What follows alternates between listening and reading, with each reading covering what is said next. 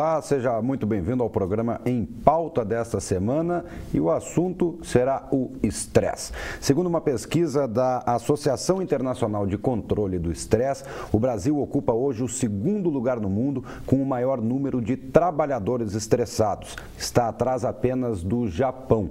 Segundo ainda esta pesquisa, de cada 10 trabalhadores, 3 apresentam doenças relacionadas ao estresse, que também já é considerado uma epidemia global. Para falarmos sobre esse assunto e como mudarmos esse quadro, nós convidamos até o Em Pauta desta semana o professor Charles Antônio Killing, professor do curso de Gestão de Pessoas aqui da Universidade Fevale, e o psicólogo da Universidade Fevale, Telmo José Silva. Muito obrigado por terem aceitado o convite para participarem do programa e tratarmos desse assunto. É uma epidemia global e isso pode gerar que consequências realmente na vida de uma pessoa? É um problema de saúde crônica, o estresse? Ele pode chegar a esse nível? Já estamos desenvolvendo alguns estudos na área. Quando a gente olha para a questão do estresse, a gente percebe que o estresse, além de ser uma epidemia, ele já é uma questão histórica, né? Ele se tornou um fenômeno a partir do processo de revolução industrial. Nunca se tinha pensado o quanto o trabalho poderia auferir riscos à questão da qualidade de vida do ser humano. A partir da década de 20, nos Estados Unidos, no século 20, né, 1920, começaram alguns estudos para tentar entender o que é esse cenário do trabalho e o que isso pode ocasionar com relação ao trabalhador. E se percebeu de fato que isso se tornou uma doença, né, por causa das questões todas externas e internas que vão auferir danos na questão de qualidade de vida do trabalhador e também nas suas expectativas. Professor Telmo, qual a sua avaliação sobre esse tema? Bruno, dentro desse processo todo, como psicólogo, nós estamos cada vez afirmando mais. O cidadão, o indivíduo já nasce estressado. Ele já é concebido estressado. E pior ainda, ele não conseguiu ainda aprender a administrar esse estresse. Porque estresse tem que se administrar. Caso contrário, é isso que está aí, que o professor Charles comenta. É uma epidemia global. E isso não é honra nenhuma para nós sermos o segundo país do mundo com essa epidemia, com uma série de consequências posteriores. E há, claro, muitos fatores agregados ao estresse e que, lamentavelmente, o trabalho desperta isso. Então, há um potencial muito grande para o estresse e, paralelo a isso, então, lamentavelmente, por toda uma tecnologia moderna, estamos todos nós expostos ao estresse. Agora, o senhor falou o estresse, as pessoas, o próprio fato de vir ao mundo já é estressante para o recém-nascido, né? Que ele sai de um ambiente de conforto e vai encarar alguma coisa completamente diferente. Mas falando um pouco, por exemplo, da vida adulta, né? A pessoa, ela pode se estressar ou isso já vem embutido nela? Tá, vamos por parte. Gostamos de afirmar que todo ser humano, ao nascer, ele já traz um potencial para o bem, para o mal, para se estressar, para não se estressar. Mas como a maioria já está vindo com esse estigma do estresse, então realmente a coisa parte para esse caminho, infelizmente. E existe a possibilidade, por exemplo, de uma pessoa que é extremamente calma ter um surto de estresse? Pode. Dentro de um ambiente de trabalho, por exemplo? Inclusive dentro de um ambiente de trabalho. Isso é muito comum. O professor Charles, que está dentro dessa área... Trabalha com gestão de pessoas, já deve ter visto alguns casos, né, professor? É interessante até, porque como a pesquisa aponta, o Brasil em segundo lugar, é um país onde tem a população com o maior número de estressados. Nós temos um país cheio de praias, lugares turísticos, carnaval, futebol, e é interessante, nós temos toda essa complexidade de lazer, o que se mas busca para se relaxar. E ao mesmo tempo nós não damos atenção a isso. Parece que o trabalhador cada vez mais está preocupado, comprometido em atingir as metas. Aí começa toda uma questão interna do estresse, né? O que causa o estresse propriamente dito nos trabalhadores? A questão das metas, a questão dos compromissos que são colocados. E muitas vezes, em função de questões econômicas, o que ocorre? As metas inatingíveis, aí deixa a questão mais delicada ainda. Tá? O trabalhador tem que se comprometer em atingir aquilo que é inatingível. Entra o medo da demissão. Medo de demissão, e ainda mais agora no nosso cenário atual, né?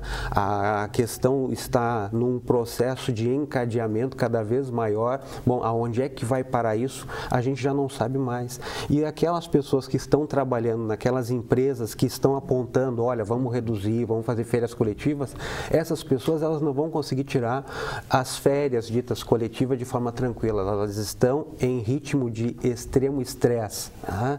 E nós não encontramos nas empresas, no âmbito geral, uma atenção específica para esse tipo de situação para o trabalhador. Ele vai para casa agora. Ok, e como é que vamos trabalhar isso aí? Isso vai se refletindo no cenário.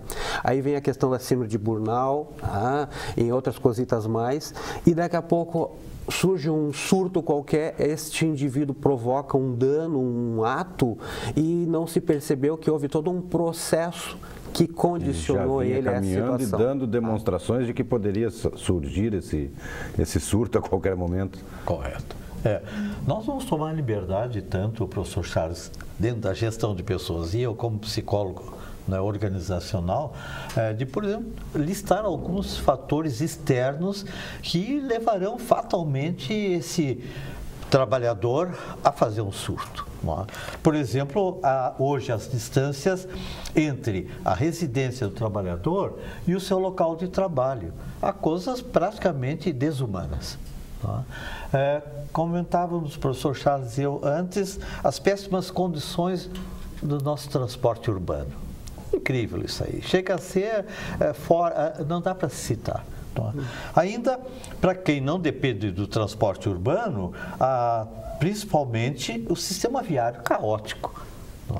É impressionante, a pessoa, além de estar preocupada com o seu trabalho, tem que estar preocupada com a valeta, o buraco, o desnível, quer dizer, a aquaplanagem, são fatores externos que a pessoa já chega no trabalho com uma carga de estresse, então, e isso interfere certamente no rendimento. Interfere no interrelacionamento, interfere no rendimento, interfere até no próprio labor dele. E aí outras, né? Eu tive instalações inadequadas, eu fiz uma série de listagens bem perversas, na insalubridade, né? Riscos físicos, né? Exigência de cumprir metas. Isso é para enlouquecer qualquer pessoa, porque tem que cumprir a meta. E isso, muitas empresas fazem isso. Indústria, comércio, prestação de serviços, os bancos principalmente, assédio moral, isso é uma maravilha também. Como deixa o funcionário já antes de sair da sua residência já está se preocupando com a possibilidade, o risco de um assédio moral. Como é que ele vai trabalhar bem? Não consegue. Não é? E ainda, o professor Charles terminou de citar, hoje mais do que nunca, esse maldito fantasma da demissão. Ninguém sabe se no próximo dia vai voltar. Não existe a certeza de vou acordar, vou trabalhar, voltar para casa, trabalhar novamente no dia seguinte. Sabe que é uma coisa saudável, é uma coisa boa, você saber que você vai, presta o seu serviço e no próximo dia vai continuar.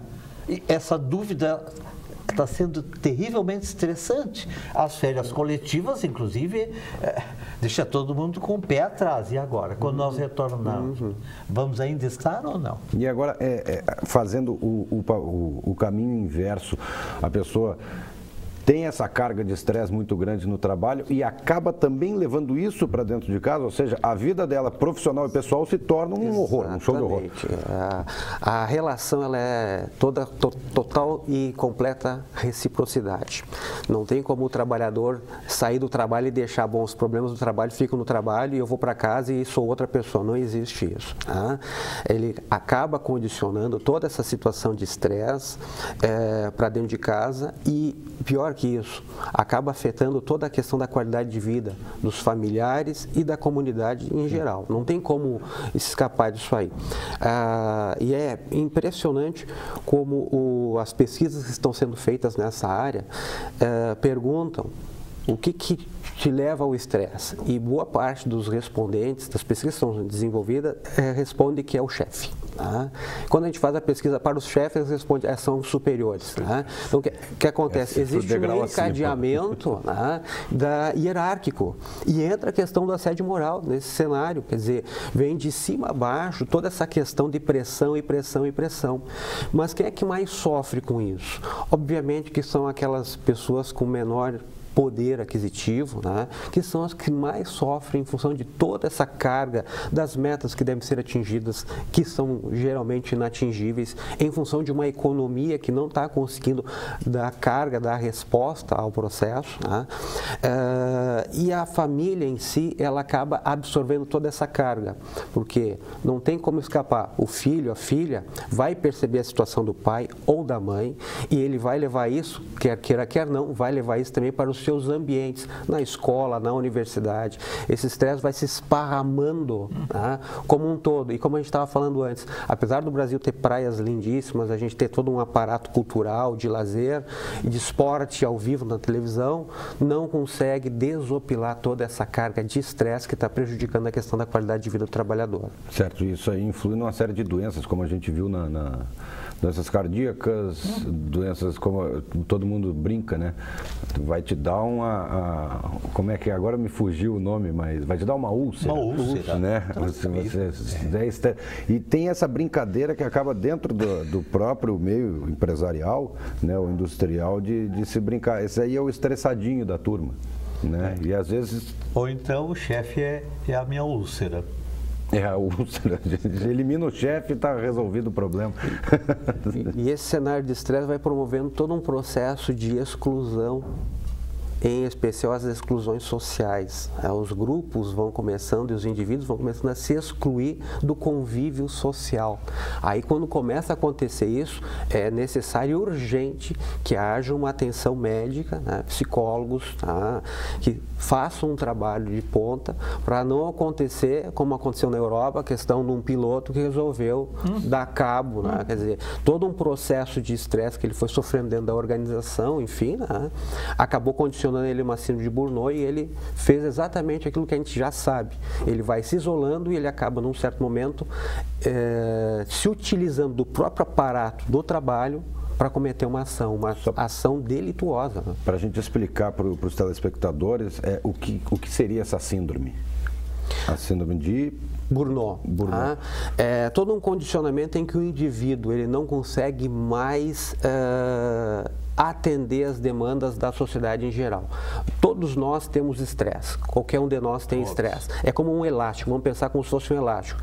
Mas chega um momento que a gente, mesmo esticando, que seria o estresse, a gente consegue retornar ao seu ponto de origem e desopilar. A síndrome de Burnout, ela aponta para nós que a gente estica esse elástico e essas pessoas, elas chegam a um ponto que mesmo tirando o estresse, não volta mais ao seu ponto de origem. Tá?